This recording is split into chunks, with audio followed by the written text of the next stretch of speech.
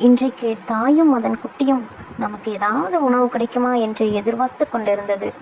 எப்போதும் போல தோட்டத்தில் இலையை சுத்தமாக வெட்டி தூசி இல்லாமல் தண்ணீரில் கழுவி காலையிலே கதவை திறந்து வெளியே வந்தேன்.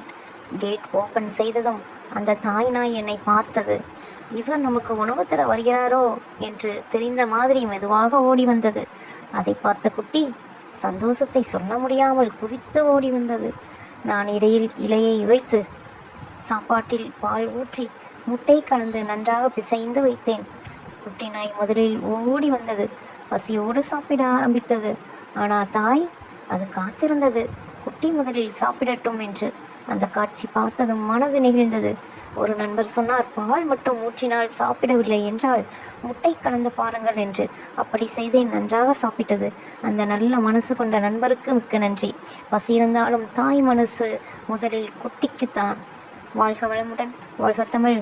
இந்த வீடியோ உங்களுக்கு பிடிச்சிருந்தா லைக் பண்ணுங்கள், கமெண்ட் பண்ணுங்கள், சப்ஸ்கிரைப் பண்ணுங்கள்.